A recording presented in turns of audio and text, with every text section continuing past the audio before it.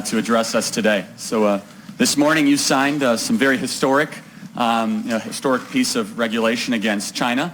And they've been stealing our jobs for many years now. And the critics have said that this will trigger a trade war. I like to say we've been in a trade war for 40 years. So you like to comment? And losing. That's right. That's correct. So thank you for what you're doing to stand up for the American worker. Would you like to comment on that and what it means? Well, it was an honor actually doing it. We had a great news conference a little while ago, and Section 301. It's a very complex pile of words, but honestly, it's very simple.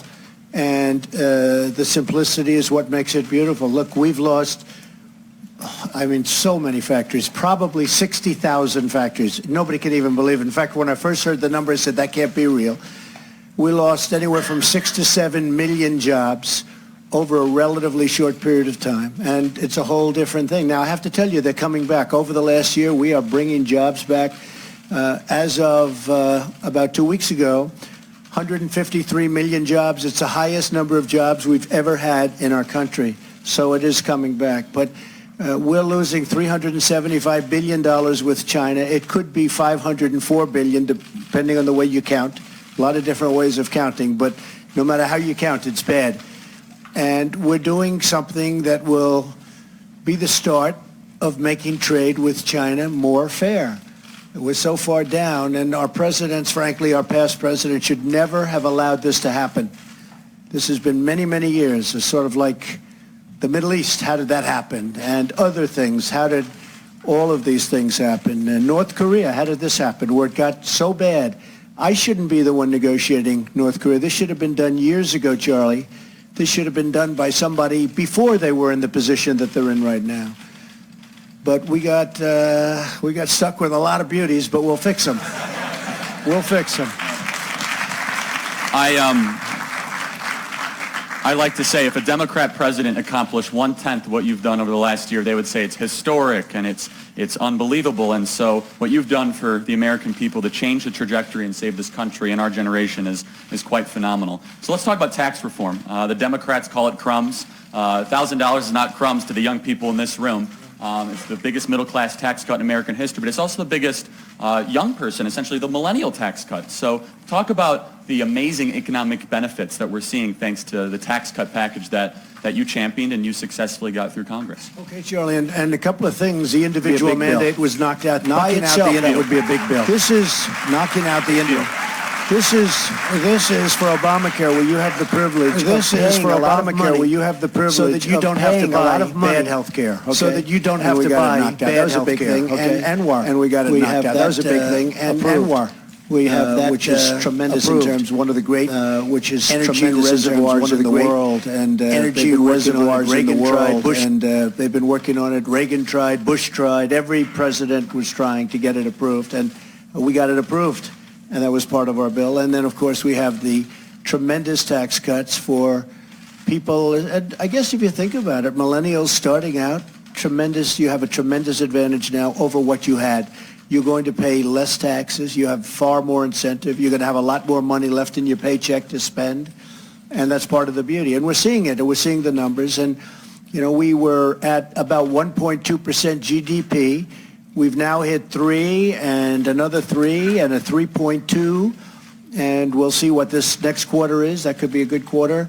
Our businesses are flourishing. Jobs are now, people are going to have choice, and it's choice of jobs. Before if they got one job, they'd stay there even if they didn't like it because they had no alternative. Now people are going out and they're looking at 5, 6, 7 jobs, and they're making a choice. So that really works out. But young people coming out of college, coming out of even high school, we're trying a very big push for vocational schools. I like the name vocational school, where somebody's good at fixing motors. I remember I'd be in school, in lower schools, and I'd be doing a test, and there'd be somebody on my right who was not too good. This was not a great student. This was not going to be Einstein academically, okay? And yet that person could fix an engine or a motor. So he was incredible, blindfolded. And by the way, that's what he liked. And that's probably, I don't know, we lost track. That's probably what he ended up doing. But he had a great ability at that, far greater than me or far greater than other people. but he'll never be a student, nor did he want that kind of learning, that kind of whatever you want to call it. So we need vocational schools. Now, they call them a lot of times community colleges. I don't think it's an accurate definition. We're having a lot of companies come into the United States. We need workers. And by the way, illegal immigration, which will be probably one part of a question, but I'll give you the answer right now. We want people to come into our country, but we want them to come in based on merit, because we're going to need these people, because we have tremendous numbers of companies coming in, whether it's Chrysler leaving Mexico and coming into Michigan, or Foxconn is going to open up a tremendous place in Wisconsin, and we're very proud of that, because that was a deal that nobody even thought was happening or could happen. Apple, they make a lot of the Apple products. Apple is taking $350 billion, and they're coming into our country with building here. And I said to Tim Cook a long time ago, Tim, it's wonderful, Apple, it's nice, but we want you to build the places here. And he said, because of our tax, because of what we've done, they're actually bringing in about $240 billion, but they're going to be investing $350 billion on new plants and a tremendous campus and lots of other things. So it's very exciting, and very exciting for millennials, very, very exciting for jobs. Absolutely, and black youth unemployment at an all-time low, Latino youth unemployment at an all-time low. That's all-time low black unemployment. I'm very proud of that. And Hispanic unemployment, all-time low. Women unemployment, the lowest in 18 years. We're doing great. We're really doing great. And I really believe that, I don't want to sound braggadocious, but I think that there's never been an administration that's done as much as we've done in the first year. You know, if you look at regulations, forget about tax. I think the cutting of the regulations may be as important or more important than even the tremendous tax cuts. That's right, and you said you would get rid of two regulation for every one, and I think it's now 22 for every one, thanks to your leadership with that. It's absolutely amazing. It's amazing. And so, shifting gears for a minute here, one of the other things that you've done so successfully during your campaign and presidency is crush political correctness. And what the college network that we represent, I represent an organization on 1,200 college and high school campuses, it's harder than ever to espouse support of your presidency and the ideas that you're fighting for. So thank you for what you're doing to help give us the courage of our convictions to fight against political correctness. But what advice do you have for young patriots and conservatives on campus that support your agenda that are being ridiculed and silenced because of administrators that are clamping down on free speech? So, Charlie, it's a great question. I think the numbers are actually much different than people think. I think we have a lot of support. If they have one campus or two campuses, and we know what they are, it gets all the publicity. We have campuses where you have a vast majority of people that are perhaps like many of the people in this room. You could call it conservative, you call it whatever you want, but they're people that want free speech. If you look at what's going on with free speech, with the super left, with Antifa, with all of these characters, I'll tell you what, they get a lot of publicity, but you go to the real campuses and you go all over the country, you go out to the Middle West, you go out even to the coast in many cases. We have a tremendous support. I would say we have majority support. I think it's highly overblown. Highly overblown. I totally agree, and we see it on the ground, and so people will say, hey, I'm a Trump supporter. I'm just not allowed to say it because of the culture that's been created by the administrators and the professors. And kind of piggybacking off of that, what you see on college campuses and the speakers being disinvited and, you know, the assault on these ideas, I think it's so important what your administration is doing through the Department of Justice to support these lawsuits to help advance, you know, this free speech movement on campus. So kind of talking generationally in general, this is something that I'm quite curious about, and a lot of people ask me. I consider you to be one of the most successful business people in American history, and your successful presidential run is something that all people, young people included, should look up to. What advice would you give to the 25-year-old Donald Trump, knowing what you know today? Don't run for president. But we're glad you did. You know, I was talking to Mercedes and Sarah walking off for just, you know, the Oval Office is right across the street. And I said, all my life I've gotten really, you know, look, we all get every once in a while a knock, but I got the greatest publicity. I was getting such great, until I ran for office. But it's been, people get it. People really do get it. There is a lot of fake news out there. Nobody had any idea. And, I'm actually proud of the fact that I exposed it to a large extent, because we exposed it. It's an achievement. And you have some great news. And, when I say fake, I don't mean everybody, not every one of those many people back there. I just say we have shown something that a lot of people didn't really understand. If you look at approval rating, their approval rating is, sorry folks, it's down the tubes, because people have found out how dishonest it is. However, you have some great reporters. You have some great people in the press, people that I have tremendous respect for, and it is that way also, and that's very important. And it's also reassuring to know that, that's the fact. Absolutely, and your capacity to be able to fight back against the press. And look, they say, they talk about your approval ratings. These are the same people that said you were going to lose in a landslide victory. Now we're supposed to believe these approval rating polls. Well, I think, a lot of the polls are not real, too, because there were a couple of them got us right, but a lot of them didn't, and a lot of them purposely didn't, because, they set an expectation when they give you a certain poll. People say, oh, gee, I think I'm not going to vote. I love Trump, but he's not going to be able to make it. So they'll go to a movie and they'll say, we'll go home and we'll watch later. And they go home and they watch and they say, gee, if only we voted. But they really voted. In 2016, they came out and they voted. There was nobody that stayed home. And as you know, the results were far greater than the polls.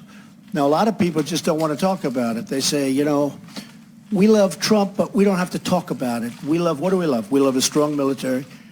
We like low taxes. We like all of the things that are happening now, jobs, tremendous cutting in regulation, all of the things that you see happening right now. They like that. They don't have to talk about it. They went into the booth. And, look, this was the big story. People came out that nobody knew existed.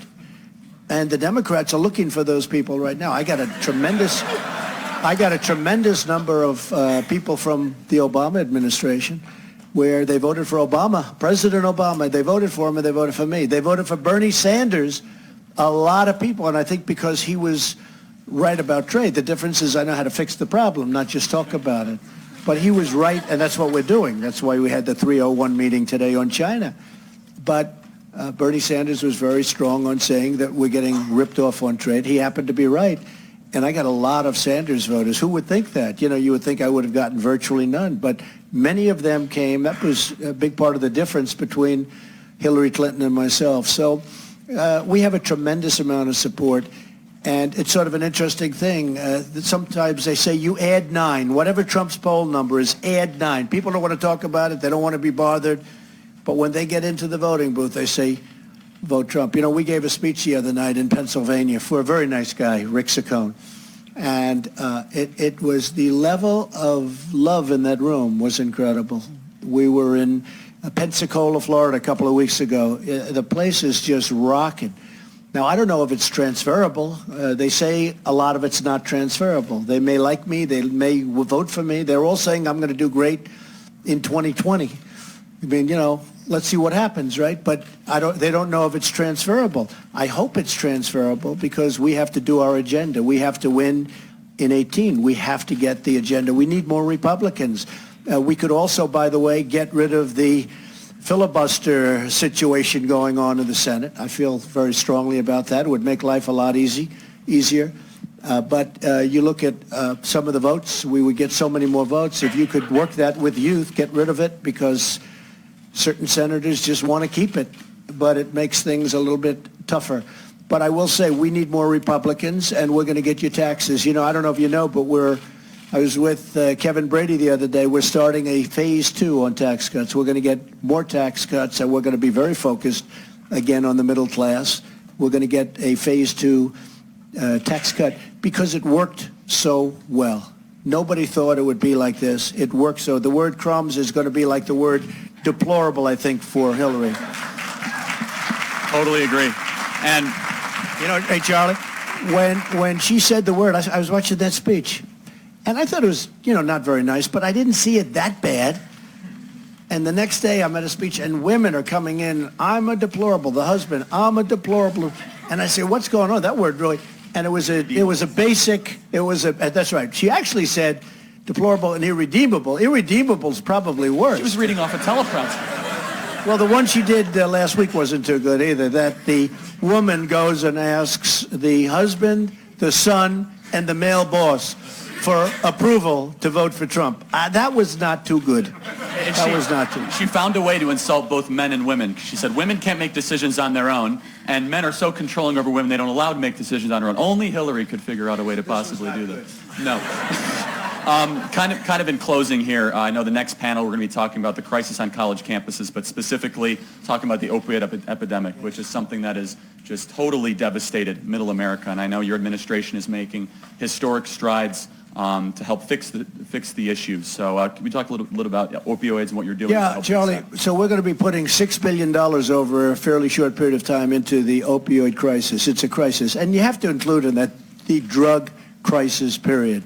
Drugs are coming across the southern border and coming all over. That's why we will have the wall. We have $1.6 billion toward the wall and fixing up bad walls that are already up and, building them new and rebuilding them, and a lot of work being done. Certain communities, believe it or not, like in San Diego, they want a wall. Nobody likes to talk about that. In fact, I said, don't build the wall there. They're all wanting it. And Jerry Brown, who's doing a terrible job as governor, but, no, if you like high taxes and lots of and crime, that's your guy. But they go and they talk so much about the wall. But in San Diego, as you know, there's a long stretch that is demanding the wall. So I said, okay, we're ready to start. I said, don't build it. We'll wait till we get everything approved, because they're having a lot of pressure. They want the wall. Look, we have to stop the drugs from coming in. So opioids are a big problem. We're going to be we're developing potential litigation to be suing some of these companies. If we could only do a painkiller that's not so addictive. This stuff is brutal. You have a broken arm, you go to the hospital, you're there for a few days, you come out, your arm is fixed, and now you're a drug addict. And we got to do something about it. It's so incredibly addictive and so quickly. And we are working here with research money. We're working and very strongly on coming up with painkillers that aren't so addictive and maybe not addictive at all. And I think that'll be a big thing. The other thing we have to do in terms of the drug problem is we have to be very tough on sentences.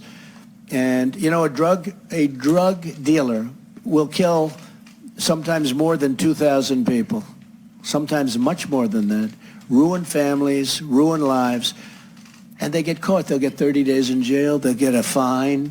And they won't even get jail. They'll get a year in jail. And yet if they kill somebody, if they shoot somebody, if they get into a fight and somebody dies, they put them in jail for life or they give them the death penalty.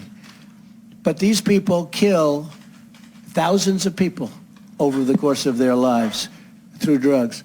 So we're going to have to get much, much tougher in terms of penalty. And if you want to stop it, you look at certain countries where they have, as an example, the death penalty, and say, how's your drug problem? And they will tell you, we don't have much of a drug problem. So I there's nothing to laugh about, nothing to smile about, but when we have these blue ribbon committees composed of some very nice people, many of whom are in the office, Alex and Alex, we have a double Alex and Ivanka. We'll set up a nice, and Kellyanne. Has anybody ever heard of Kellyanne? Huh? She's become... I told Ivanka this morning, you can take Kellyanne and put her right into the heart of the battle to somebody who, the level of hatred back there is so incredible. 7 a.m, the cameras are on, the lights are on, and she's there, and she'll just take them on. Great courage, really great courage. A lot of people say, please, please. Charlie... It's true. A lot of people say, please, Mr. President, please don't put me in there. She'll say, where do you want me to go, right? It's all words. It's all when you think about it. And here's another great warrior right here. Right, Ivanka? You are a great warrior. Thank you. Thank you. Appreciate that. Thank you. Really is. Great. Thank you. Thank you, Mr. President. We're fighting for you, and we can't wait for the next 7 years. So thank you so much. That'd be great. Thank you. Thank you.